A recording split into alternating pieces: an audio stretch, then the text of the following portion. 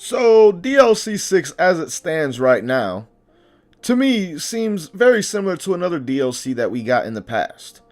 Because I could have sworn that in DLC 6, we not only got Mastered Ultra Instinct Goku, but we got Jiren as well. And now in DLC 13, 2+ years later down the damn line, we're seeing a full power Jiren and a Omen Ultra Instinct Goku. What is good, everybody? It is your boy Cab back with another Xenoverse 2 video for you guys today. As you guys can see, we are here with something that is just, I find a bit odd, and just at the same time, it's like, why? Like, why are we seeing a upgraded version of DLC 6 2.5 years later down the line, when there is honestly potential for so many other characters from the Tournament of Power even, that aren't even in the game at this point, that definitely deserve to be. For example, Kale, Caulifla, the whole trio's the dangers in my opinion, even though I know people are going to be like, Cab, we had Bergamo to vote on and things like that. Yes, sadly the community didn't vote for him. We are getting UI Omen Goku as that voted upon character, and some may be like, why do you even say that? We don't have the hero vote results out yet. Yeah, we may not have the actual results, but there were multiple people who ran polls on the hero vote themselves on Twitter and things like that. I did one, I believe Burkle did one, DBS Hype did one. There were just a lot of people who did polls on this, and in every single poll, UI Goku got at least 55% of the votes. 55%. And on the one that had the most amount of votes on it, which I believe was the one from the homie DBS Hype, had like 65% of the votes. So if that is a constant in every single poll, that just lets us know that yes, this is the character that we are going to be getting as the hero vote winner. So again, DLC 13 is really looking like an upgraded version of DLC 6, and we might even see another character in this DLC from DLC 6 as well. I'm not saying this is going to happen, but I'm saying this is a possibility, because if you really think about it, the man's Few does have a super version. He has like a super transformation that is called Super Few. This transformation is usually used anytime he gets involved in any kind of fight in Dragon Ball Heroes. Now, I haven't watched all of Dragon Ball Heroes. I've watched a good amount of the episodes here and there, but again, have not watched all of it. But from what I've seen, every single time this man is involved in throwing hands in any way, shape, or form, he brings this out. He brings this form out and goes into this transformation, right? Well, where did DLC 12 leave us? DLC 12 left us on a story cliffhanger with the man's Few. Now, I'm assuming this story cliffhanger will be picked up in DLC 13. If it is picked up in DLC 13, there is that chance that we could potentially be fighting Few at some point in time, which would potentially mean he could use that Super Few transformation, and if he does in the story, we can almost guarantee that it would be an actual DLC character.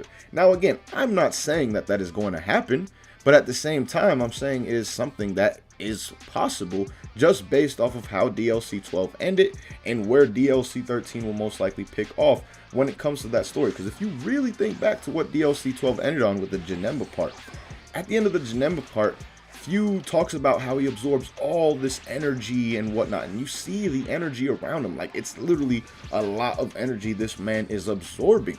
So we don't know what he is actually using this energy for. If it's for himself, then we most likely definitely will see something along those Super Few lines. But it also could be some other kind of bigger scheme that he has going on as well. So again, we really don't know, but just how things were portrayed, it does seem possible that we could be end up fighting this man in DLC 13.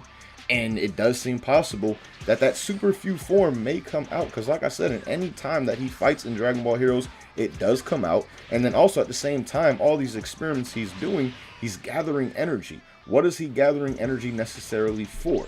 And if it is for himself, like I said, I think that Super Few thing is a definite possibility without doubt.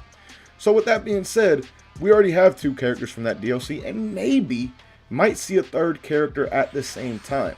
That to me is just like, damn, really? Like, these are characters that could have been in the game besides Super Few. Super Few is a little bit of a different story, but UI Omen and Full Power Jiren could have been in the game when the original characters came out. And I just thought I found it really, really funny and odd that 2 years later, we're getting characters in a DLC that we pretty much already got. They'll just obviously be different this time around. Like, obviously, when it comes to full power Jiren, he's going to have a bunch of different new skills, I hope, at the very least, because there was so much that was not given to the original Jiren in Xenoverse 2.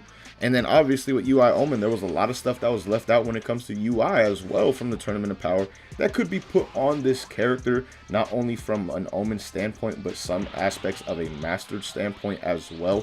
For example, like a Silver Dragon Flash that was not put on the mastered version. It's something they could add on to the Omen version. So again, these characters are going to be upgraded, but they're still characters that could have been added in that long ago, and I just find it funny that we're getting them in DLC 13, which hopefully is the last DLC, because if you're giving us characters we already seen in past DLCs, I don't necessarily know if I want to see what's in store for the future if you continue to give us DLCs.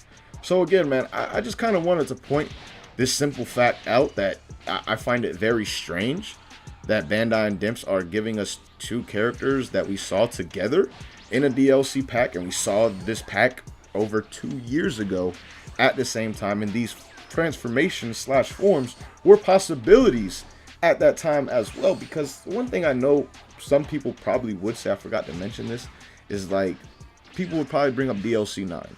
DLC 9 was Super Saiyan God Vegeta and Blue Evolution Vegeta, and people would be like, oh Cab, what's the difference between this DLC and that one? Well, the major difference is we didn't know about God Vegeta and Blue Evolution Vegeta when the game came out. When Blue Vegeta was initially introduced to the game, it's not like we knew about his God form. We had never seen it before at that point in time. And then also we damn sure didn't know about his Blue Evolution form. So those were two new forms of Vegeta that we hadn't necessarily seen before when they came out in DLC 9. When DLC 6 dropped, like I said, we knew about UI Omen. I mean, damn, what's it called?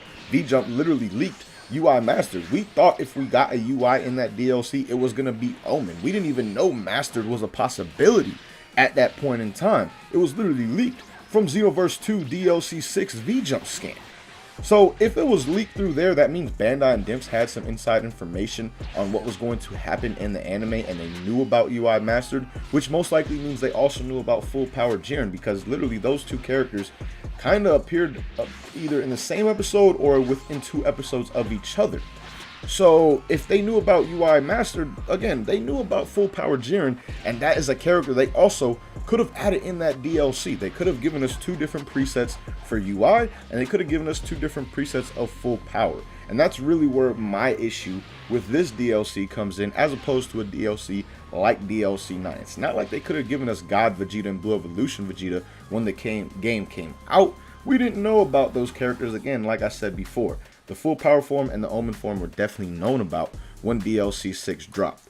So with that being said, man, let me know what you guys think about this. Do you also find it like odd and somewhat kind of funny in a sense, I guess you could say, that we are seeing characters we saw in DLC 6 come just with a different version in DLC 13, even though these versions of the characters could have been added with them, like I said, in DLC 6 as well? Let me know what you guys think about that down below in the comments, man. But as always, thank you guys so much for watching. Hope you guys enjoyed this video. Until next time, hope you have a good day.